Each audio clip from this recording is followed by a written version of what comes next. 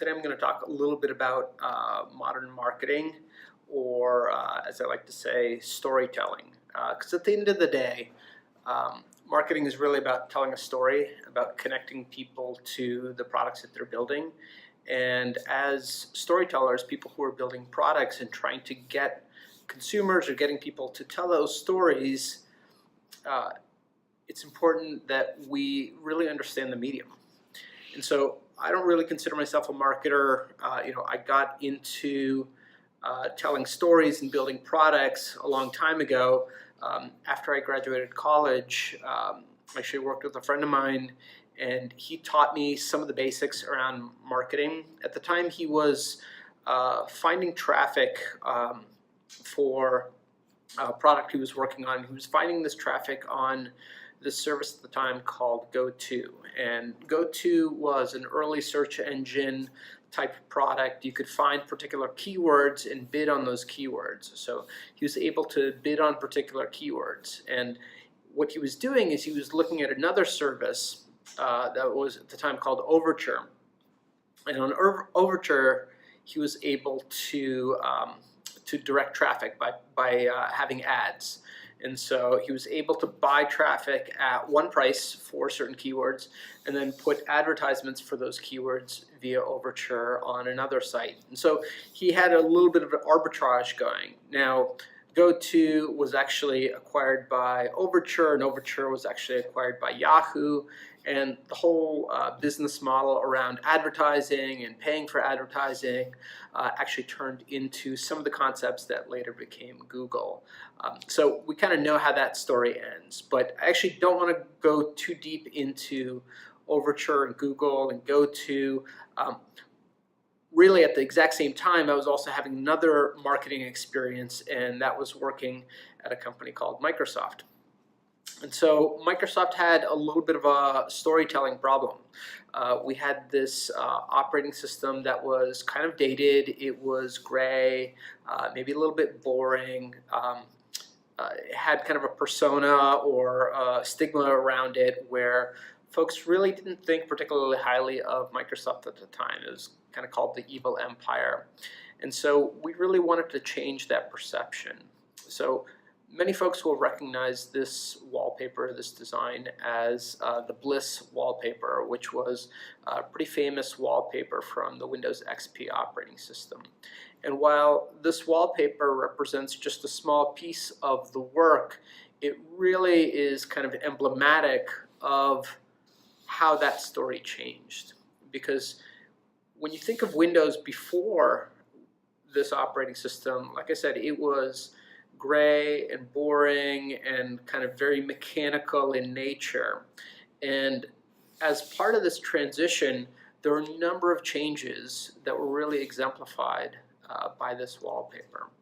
And the way we got there is we really took an assessment of all the different things that were going on with the brand, with the story that we were telling around the design and the direction of the operating system. And so we made this grid, and on one end we had the word whimsical, on the other end we had practical, on the bottom we had mechanical, and on the top we had natural. And in this grid, again, there's no kind of quality statement of what's better or what's worse. We actually plotted a number of different products. Some of them were automotive products, and so you could imagine something like a Volkswagen Beetle being kind of natural and whimsical, and they use a little flower in the dashboard, and that's kind of a natural element, and some of the shapes and colors are somewhat whimsical. You could do this with a Ferrari and say, like, that's a very mechanical car. It's not necessarily whimsical. It's not necessarily practical either. You could imagine other products outside of automotive doing this as well. So we did this with operating systems and some of the software realm as well, just looking at some of the larger brands in the software space. And what we kind of found was, Microsoft at the time, and Windows specifically, was much more in the mechanical realm. And we wanted to shift that perception. We wanted to make sure that we were being a more friendly, natural, element. We wanted to include a little bit of playfulness, but we didn't want to move out of the practical quadrant. And so once we knew that about the brand and the story that we wanted to tell, we really took a systematic view of all the different elements of the operating system and how we could actually transition those. From the fonts, the product, the retail experience, the wallpaper, including the Bliss, we tried to make sure that they were all sounding and feeling like they were those natural elements. And so the fact that those are rolling hills with clouds is not an accident. In fact, a lot of the sounds that were included in the operating system as well were trying to be in that natural element as well. And so in previous operating systems, when you plug in a device, you may have heard a very mechanical bonk. And when we worked on XP, we wanted that natural element, and so you would get these violin plucks or these piano notes or these things that really were much more soothing and natural sounding to the ear.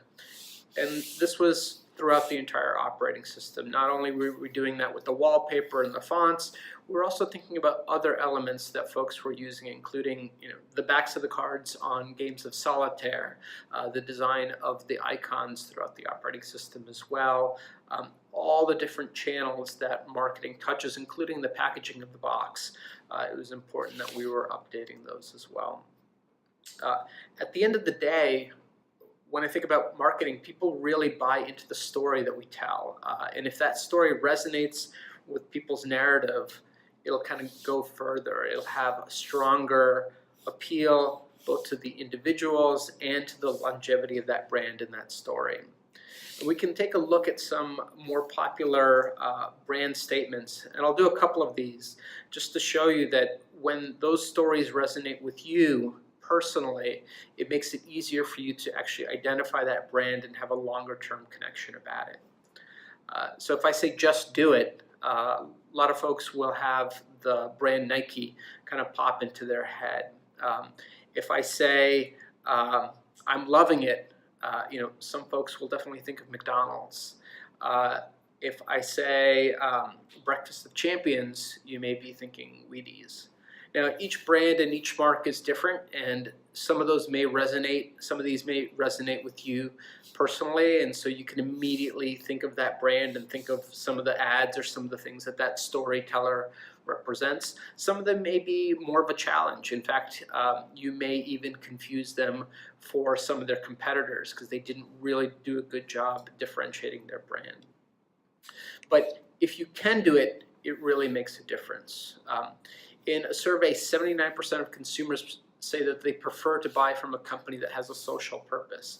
And again, this is an extension of that storytelling. If that story, if that reason for being, if that why connects with you, and if that why connects to that social purpose that you care about, it'll make it much easier for you to remember that story, remember that brand. A story that resonates with me personally is the story of accelerating the world's transition to sustainable energy. Again, Tesla has gotten hundreds of millions, if not billions of dollars of free advertising because their social mission and purpose resonates with a ton of consumers out there. So this story is a story that gets told from person to person as a true viral story should be told. I'm a big fan of this notion of why and purpose, and it's one that's talked about in Simon Sinek's book, Start With Why. He says, people don't buy what you do, they buy why you do it, and what you do simply proves what you believe.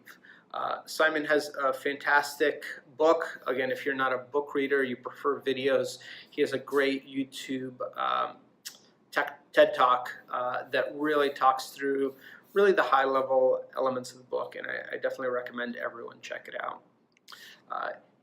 If we ask that question why, and it's connected to that brand, that story, that purpose, it also has to be connected to the product design and how we're actually using that product. I don't think that marketing is at the end of the product. Marketing is really that storytelling throughout the product. And as someone who's building software and thinking about software, I'm trying to put myself in the head of the user. Why is this person searching? Why are they on the mobile phone searching? Are they thinking about different things when they're on a desktop experience searching, or when they're on Yelp searching, or when they're on the map searching? As your modality shifts and as you're in different locations interacting with the products that you interact with, your why changes. So you may be looking for directions when you're on a map. You may be hungry and looking for food when you're on Yelp. You may be doing research on your desktop, but you may be ready to make a decision on your mobile device. Or maybe it's the other way around.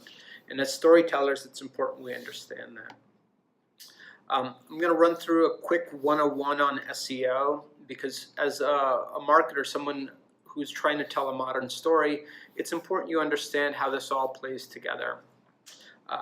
There's three core elements of marketing: paid media, owned media, and earned media. And I'll kind of break it down. Owned is really the things that you control. They're the story that you tell, the words that you put up on your website, the products that you produce and make. Paid media is the things that you advertise most typically. So they may be ads, they may be influencers, they may be events that you host. And earned media is what the world is saying about you. And so if you produce great products, you will earn reputation, you will earn reviews, you will earn magazine covers, awards, articles, things of that nature. You can see this really clearly in these three search results for hotels in Boston. And so here's an owned result, which is the first one. So this is content that someone produced, it's really, they produce the title, the description, the information on this, and they own the material that goes on there. The second is earned. And so someone has reviewed the 15 best hotels in Boston for vacationing and staycationing. And if your hotel was on that list of 15, you will have earned that spot. And the last is a paid advertisement. So someone paid Google for an advertisement to be listed.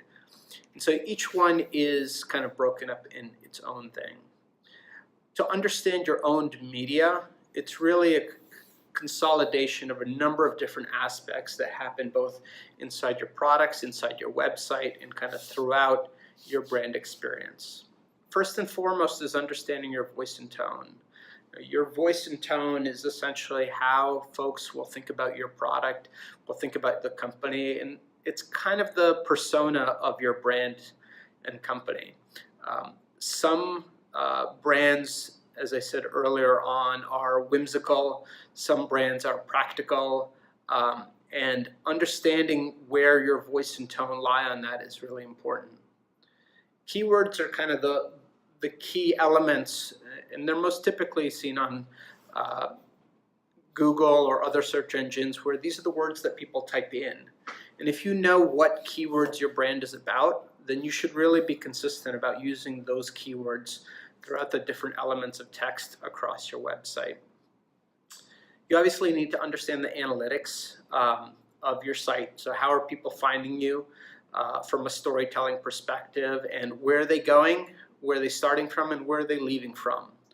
And each website, each brand has some form of conversion rate. And that may be people who purchase your product, that may be people who pick up the phone and call you, that may be applicants who are applying for a job. It's whatever purpose your web experience or your brand really has. It's how are people working through that funnel, that transition. Not only should you understand your own purpose, your own keywords, your own voice and tone, it's important to understand some of your competitors as well. And so what keywords are they ranking on? What keywords are they purchasing? What pages from their brand experience drive traffic? So if we break apart a single result, and again I showed the same result earlier on, you can see that there's a lot of owned elements in here. So these are keywords that this particular hotel put into their website. If I break apart those keywords into other sections, you'll see a meta description. Again, this is a piece that they control in the design of their web page. It's not typically seen on their web page. It's usually embedded into the source code of their web development. And then this actual result had a piece of earned media as well. And so they had a star rating, and so that tells you how folks are rating that particular hotel. So this result, kind of broken up, has a number of those components. Now, when you're drafting a search result or the information for a page, it's important to phrase those backwards, meaning that they're phrased to answer the question asked by the visitor. And so, like Alex Trebek, you have to kind of back yourself up and think about how you would answer or ask those questions in such a way that the result answers that question. When you're designing your pages and your traffic and your interactions, you have to tell that story from different perspectives. As I said earlier on, ask the question, why is this person here? What are they looking for? And how can I author the content, my owned media, in such a way that it's going to be productive and helpful?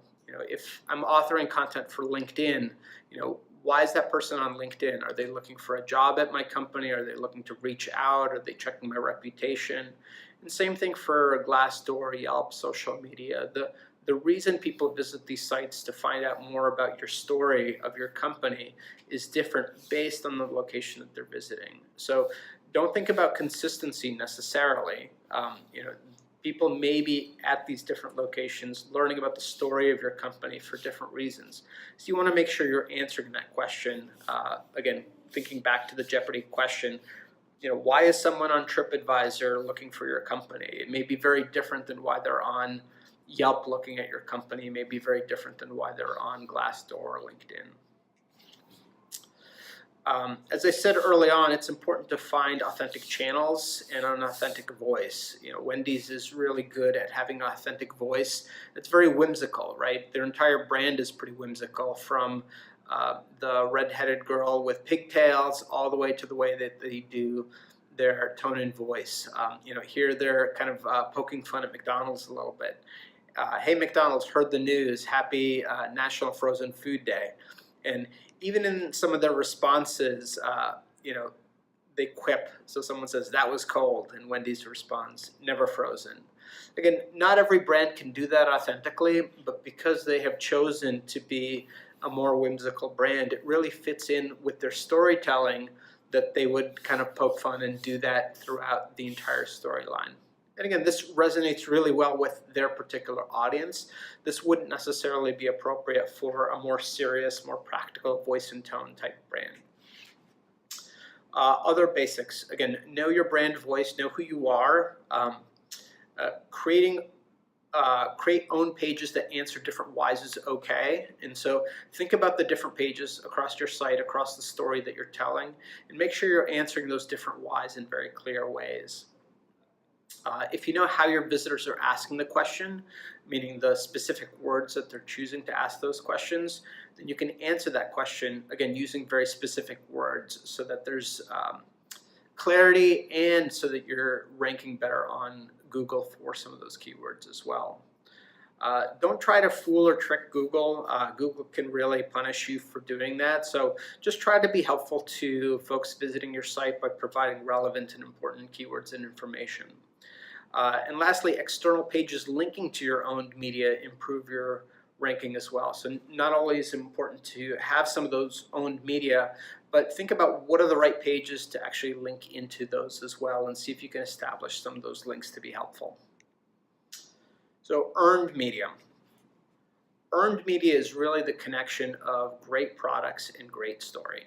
So I think Steve Jobs was particularly good at this. It wasn't just about the iPod, which was a fantastic device, but there were previous MP3 players prior to the iPod. What Steve Jobs did is he connected that to a great story of 1,000 songs in your pocket. And when you connect a great product to a great story, it makes it much easier to tell that story. Having that great product, having that great story earned a ton of media for Apple. And that earned media comes in the form of articles, interviews, comparisons, critiques, and opinions. You've heard the story or the quip that any news is good news. With earned media, it kind of is the way. You want people talking about your brand, your story, and you want to understand what those narratives are. For Apple, there was a lot of repeated narratives of the underdog or the dropout, the rebel, the tyrant, the visionary. These fed really into Apple's story, their brand, their narrative, and how their voice and tone connected with their audience as well. They understood their story and they didn't shy away from it. In fact, they leaned into it in many occasions. Remember, it takes time and energy to tell our stories, and so even though earned media doesn't necessarily cost you money in the same way that paid media costs for advertising, it is not free. It does take time and energy to tell those stories, to make them authentic, to make them resonate, to connect with folks who are in the media and the press, to help articulate exactly what you're trying to tell about your product, your company, and your brand. So why stories? Because stories are viral, stories are relatable, and people like to tell stories. My name is Raiz, and I wanted to thank you for giving me a couple minutes of your time to tell my story.